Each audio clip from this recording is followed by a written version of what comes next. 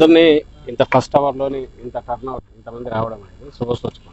అంటే ఇప్పటికే ప్రజలకు ఒక క్లారిటీ ఉన్నట్టుంది.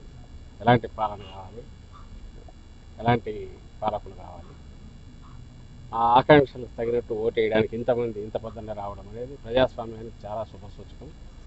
ప్రతి ఓటు విలువైంది. మా ఓటుతో ఏమవుతుందని ఎవరు అనుకోకూడదు.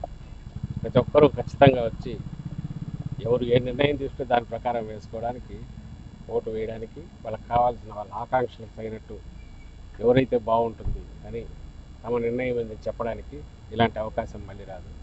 అందరూ తమ ఓటు హక్కు ఉపయోగించుకోవాలి. ఖచ్చితంగా మంచి పాలనకు కొనసాగింపు ఇది ఇవ్వాలని ఆకాంక్ష. అంటే ఏర్పాట్లు అవి ఎలా ఉన్నాయి సార్? ఏర్పాట్లు చాలా బాగున్నాయి. అందరూ కోఆపరేటివ్గా ఉన్నారు, బాగున్నారు. అండ్ వాళ్ళకి సంబంధించినంత వరకు ఇవి ఎంత ప్రశాంతంగా జరిగితే అంత మంచిది. ప్రశాంతంగా జరగాలి, ఎలాంటివి ఉండకూడదు. ప్రజలు తమ ఆకాంక్షలు పోయినట్టు వాళ్ళు ఓటు వేసే వాతావరణం ఉండాలి. మా వైపు నుంచి దానికి పూర్తి సహకారం అందిస్తున్నాం. మా కార్యకర్తలు కూడా సంయమనంతో ప్రశాంతంగా ఉన్నారు.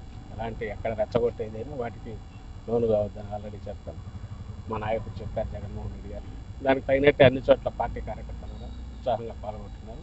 ప్రశాంతంగా ఎన్నికలు ముగిసేదానికి తమ వంతు సహకారం.